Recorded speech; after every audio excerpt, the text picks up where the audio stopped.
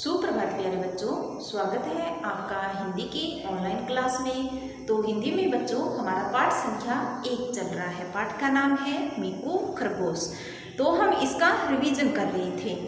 तो इसका reading part complete हो चुका। व्याकरण का जो भाग था वो भी हमने रिवाइज कर लिया। आज हम इसके जो डिस्कवरिंग बुक में जो अभ्यास संख्या 2 है उसको करने वाले हैं।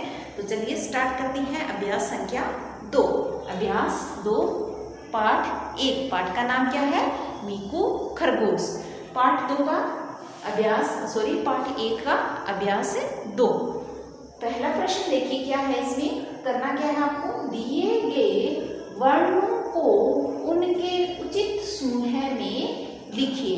अब आपने करना क्या है, ये जो आपको वर्ण लिखे हुए दिखाई दे रहे हैं ना, तो इनको आपने क्या करना है? वर्णों के उचित समूह में, यानी समूह हमने बात की थी ना वर्णमाला की, यानी वर्णमाला किसे कहते हैं? जो वर्णों का निश्चित क्रम यानी निश्चित समूह होता है वो क्या कहलाता है? वर्णमाला कहलाती है ना। वर्णमाला कहलाता है। तो जैसे कि ये हमारी क्या है? वर्णमाला है। तो ऐसे मान लीजिए ये हमारे वर्णमाला के व्यंजन हैं, इनको मिक्सअप करके लिखा गया है।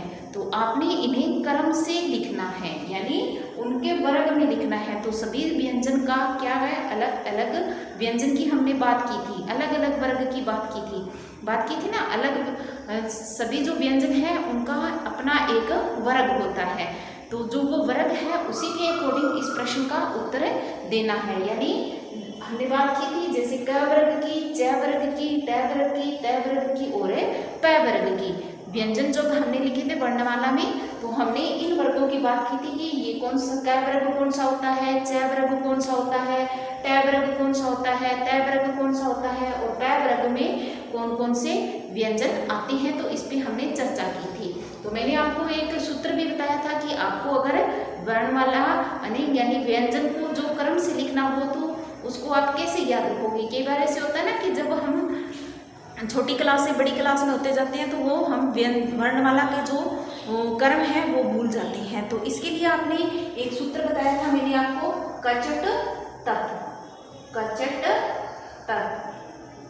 ये मैंने सूत्र बताया था। ये सूत्र आपको याद रहेगा तो आप कभी भी वर्णमाला का क्रम नहीं भूलोगे। जैसे कचट, क का मतलब क्या हुआ?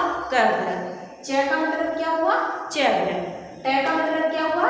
ट वर्ग। त का मतलब क्या हुआ? त वर्ग। और प का मतलब क्या हुआ? प वर्ग। तो जैसे हमें वर्ग याद होगा तो हम अपने जो व्यंजन है उनको आसानी से लिख सकते हैं। अब आपको करना क्या है, इन्हें ये जो बॉक्स के अंदर व्यंजन लिखे हुए हैं इनको अपने वर्ग के अनुसार लिखना है। जैसे क वर्ग में कौन सा आएगा, च वर्ग में कौन सा आएगा, ट वर्ग में कौन सा आएगा, त वर्ग में कौन सा आएगा और प वर्ग में कौन सा आएगा। सबसे पहले हम बात कर लेते हैं क वर्ग की। क वर्ग में कौन कौन से व्यंजन होती है? क, ख, ग, घ और ड़, यानी अण खाली। जैसे हम अण खाली बोलते हैं। तब देखिए इसमें से क्या क्या आ रहा है हमारा क वर्ग में। ये देखिए ये जो क है वो हमारा क वर्ग का हो गया। उसके बाद ये जो घ है, घगड़ी, ये भी हमारा क वर्ग का हो गया। तो हम किस में क वर्ग में क्या लिखेंगे? क और घ। क और घ को हमने क वर्ग में लिख दिया। नेक्स्ट है हमारा च वर्ग। च वर्ग में कौन कौन से व्यंजन होते हैं? च, छ, ज, झ, ञ, ये होते हैं ना। तो अब देखिए इसमें च, छ, ज, ये आ गया। एक तो ये मिल गया हमें ज। तो इसमें हम क्या लिखेंगे? ज, झ भी हमारा किसका हो गया? च वर्ग का हो गया। तो ये भी हमने किस में लिख दिया?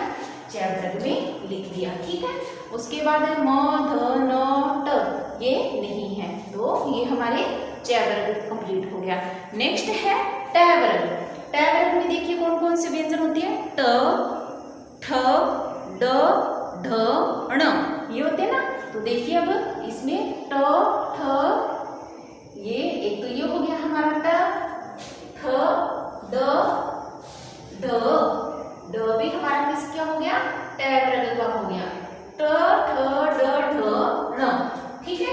नेक्स्ट है ये हमारा ट वर्ग भी कंप्लीट हो गया। अगला है त वर्ग। त वर्ग में कौन कौन से व्यंजन होते हैं? त, थ, द, ध, न। तो देखिए त, थ, द, ध, ध और न, ये हमारे तय वर्ग में आ गए। ध और न हमारा तय वर्ग में आ गया। नेक्स्ट है तय वर्ग में प फ ब भ म, है ना। तो क्या होता है, प बचा हुआ है हमारा और कौन सा बचा हुआ है, मैं बचा हुआ है। तो ये हमारा किसमें आ गया, किसमें, प वर्ग में। किसमें हो गया, ये हमारा प वर्ग में हो गया। ठीक है, तो इस तरीके से आपने इन वर्णों को उनके वर्ग में लिखना है। ठीक है, अगला प्रश्न, प्रश्न संख्या 2, अध्याय संख्या 2 का, दिए गए संयुक्त व्यंजन से दो शब्द बनाइए। तो यहाँ आपने क्या करना है, संयुक्त व्यंजन का प्रयोग करना है। यानी संयुक्त व्यंजन की बात की थी ना हमने, वर्णमाला में कितने होते हैं संयुक्त व्यंजन, 4 होते हैं, छ, त्र, ज्ञ और श्र। ये हमारे 4 संयुक्त व्यंजन होते हैं। तो आपने संयुक्त व्यंजनों से दो शब्द बनाने हैं।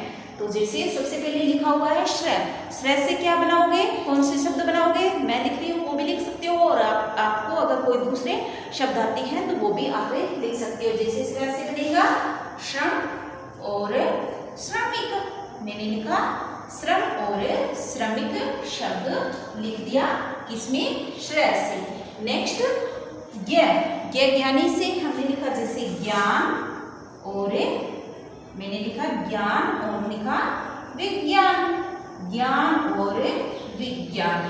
ये हमारा ज्ञ संयुक्त व्यंजन से शब्द बन गए, ये हमारे श्र से बन गए। नेक्स्ट है छ, छ से क्या बनेगा, कक्षा और क्षमा, कक्षा और क्षमा, है ना। तो इस तरीके से आपने लिखना है। अगला है त्र से, त्र से क्या बनेगा, त्रिशूल, त्रिभुज, कुछ भी लिख सकते हो। जैसे मैंने लिखा त्रिशूल और एक मैंने लिखा त्रिभुज। ठीक है, तो ये मैंने लिखा त्रिशूल और त्रिभुज, किससे बना, कौन से संयुक्त व्यंजन से बना, त्र संयुक्त व्यंजन के प्रयोग से बना। नेक्स्ट प्रश्न संख्या 3, अनुस्वार, अनुनासिक और विसर्ग लगाकर शब्दों को सही कीजिए। अब आपने क्या करना है, अनुस्वार और अनुनासिक का प्रयोग करना है, इसके साथ साथ आपने विसर्ग का भी प्रयोग करना है और शब्दों को सही करके लिखना है। ठीक है, तो चलिए देखते हैं कहाँ अनुस्वार लगेगा और कहाँ अनुनासिक लगेगा और कहाँ हम विसर्ग का प्रयोग करेंगे। तो हमने अनुस्वार अनुनासिक के बारे में अच्छे से पढ़ा था ना कि अनुस्वार का प्रयोग कब करेंगे, अनुनासिक का प्रयोग कब होता है। तो देखते हैं, पहला जो शब्द है वो लिखा हुआ है पक्खा। पक्खा होता है क्या, कुछ नहीं होता, क्या होता है, पंखा। क्या होता है, पंखा। तो हम क्या लिखेंगे, किसके ऊपर अनुस्वार लगेगा, क्या लगेगा, यहाँ अनुस्वार लगेगा। क्यों, क्योंकि यहाँ कौन सा, क वर्ग का हमारा जो ख व्यंजन आ रहा है, इसलिए यहाँ हम प के ऊपर क्या लगाएंगे, अनुस्वार लगाएंगे। तो ये अनुस्वार का मतलब क्या है, इस अनुस्वार का अंगा क्या हो रहा है, इसको मैंने बताया था ना कि ये जो अनुस्वार है इसका मतलब क्या है, अंगा लिख रहे हैं। यानी जो हम क वाली लाइन का जो पंचम वर्ण है, क, ख, ग, घ और ड़, है ना, अड़ा खाली, जिसे हम अड़ा खाली बोलते हैं, ये अंगा होता है, इसको अंगा भी बोला जाता है। तो जो ये हमारा पंचम वर्ण है, इसका मतलब क्या है, ये इस अनुस्वार का मतलब क्या है, ये जो हमारा पंचम वर्ण है वो किस रूप में है, आधे व्यंजन के रूप में है। ठीक है, तो मैंने आपको नियम बताया था ना कि अगर आपको जो वर्णमाला है क वर्ग, च वर्ग, ट वर्ग और त वर्ग और प वर्ग में से आपको अगर कोई पंचम वर्ण, आपको कोई भी व्यंजन मिल जाए जहाँ पर अनुस्वार या अनुनासिक का प्रयोग करना है, तो आप क्या करोगे, क वर्ग, च वर्ग, ट वर्ग और त और प वर्ग के अगर व्यंजन मिल जाते हैं तो उससे पहले आप क्या है, उस अनुस्वार का प्रयोग करोगे। अब यहाँ क्या हो गया, पंखा। ठीक है, अगला है मंगल, मंगल। अब यह क्या हो रहा है, मंगल, यहाँ भी क्या किसका प्रयोग करेंगे, अनुस्वार का प्रयोग करेंगे। तो अनुस्वार का जो चिन्ह होता है वो क्या है, ये जो बिंदी है वो अनुस्वार का प्रयोग, ये अनुस्वार का चिन्ह है। तो हमने लिखा मंगल, यानी इस बिंदी का मतलब, इस अनुस्वार का मतलब क्या है, अंगा का प्रयोग हो रहा है। क्या हो रहा है, हमारा जो अंगा है वो आदि रूप में है। आई बात समझ में। नेक्स्ट है घंटी। क्या हो रहा है, घंटी। हम क्या घंटी लिखा हुआ है तो क्या होता है, घंटी होता है। तो इसका इस तरीके से हम रूप लिखेंगे, घंटी। अब तय वर्ग वाले में देखिए, यहाँ क्या हो रहा है, हमारा तय वर्ग वाला लाइन है, तो तय वर्ग है ना, तो तय आ रहा है, तो फिर क्या लिखेंगे, त थ ड, कौन सा वर्ग है, ट ठ ड ण। तो इस अनुस्वार का मतलब क्या है, हमारा जो वर्ण है वो क्या है, आधा रूप लिए हुए है, यानी स्वर रहित है हमारा जो पंचम वर्ण है। तो यहाँ इसको अगर हम ऐसे लिखें घंटी, तो ये भी हमारा शुद्ध माना जाएगा। अगर हम इसको ऐसे लिखें घंटी, तो ये हमारा गलत होगा। ठीक है, तो ये आपने ध्यान में रखना है, ये हमने पिछली क्लास में अच्छे से सीखा था। तो अगर आपने वीडियो देखी है तो आपको बहुत अच्छे से समझ में आ गया होगा। नेक्स्ट है माँ। माँ लिखा हुआ है, क्या लिखा हुआ, माँ। माँ लिखा हुआ तो होता क्या है, माँ। माँ के लिए हम किसका प्रयोग करते हैं, चंद्र बिंदु का प्रयोग करते हैं।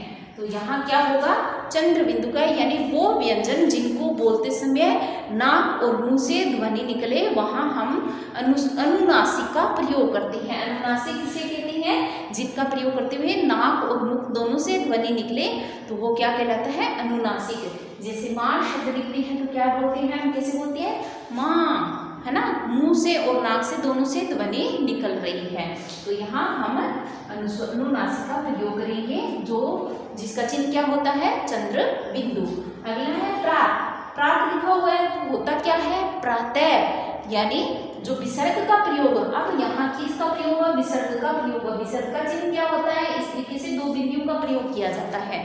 तो विसर्ग का जिस शब्द के साथ प्रयोग होता है, वहाँ है का स्वर निकलता है। किसका स्वर निकलता है, ऐसे लगता है कि हम है बोल रही हैं।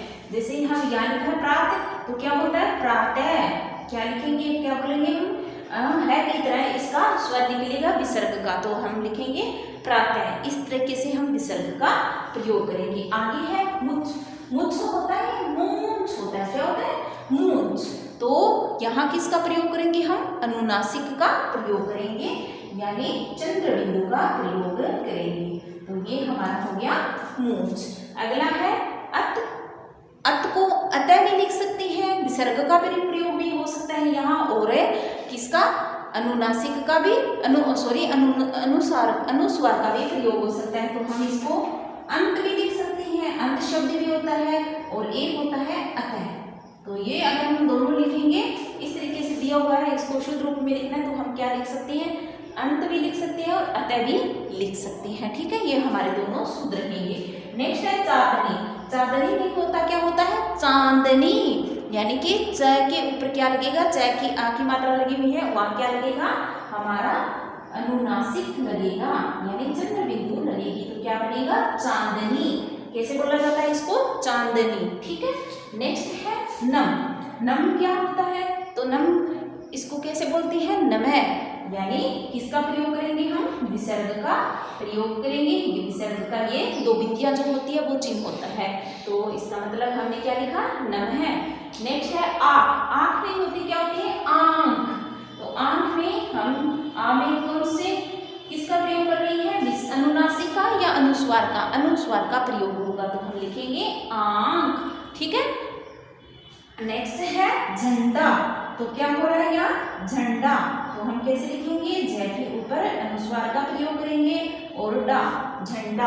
अब आपको अगर झंडा शब्द लिखना है तो मैं आपको बताना चाहूंगी, जैसे मान लीजिए हमने झंडा शब्द लिखा, अब एक तो लिखा हमने झंडा और एक लिखा झंडा, तो इसमें शुद्ध कौन सा है, ये वाला हमारा शुद्ध है, क्योंकि ये हमारा डै जो है वो कौन सी वर्ग का हो गया, वर्णमाला में से ट वर्ग का, ट ठ ड ढ न, यानी हमारा पंचम वर्ण, कौन सा पंचम वर्ण आधा होगा, यहाँ अनुस्वार का मतलब, यानी अण जो पंचम वर्ण है वो हमारा आधा होगा, तो इसलिए हम क्या लिखेंगे, झंडा। नेक्स्ट है सने। सने, सने सने नहीं होता, क्या होता है, स्ने। स्ने यानी किसका प्रयोग करेंगे, विसर्ग का प्रयोग करेंगे। अगला है सांस। सांस होता है या सांस होता है, हम क्या लिखेंगे, सांस। सांस कैसे लिखेंगे, सांस। ठीक है, तो इस तरीके से हम सांस का प्रयोग करेंगे। नेक्स्ट है पुन। तो पुन के साथ हम किसका प्रयोग करेंगे? विसर्ग का प्रयोग करेंगे और लिखेंगे पुनः। क्या लिखेंगे? पुनः शब्द को लिखेंगे। ठीक है बच्चों, तो इस तरीके से आपने ये जो क्वेश्चन है, क्वेश्चन नंबर 1, 2 और 3, अभ्यास संख्या 3 अभ्यास संख्या 2 पाठ संख्या 1 की आपने कंप्लीट करनी है। मैंने इनको आपको रिवाइज करवा दिया है, आप इन्हें अच्छे से लर्न कर लीजिएगा। Okay student, okay bye.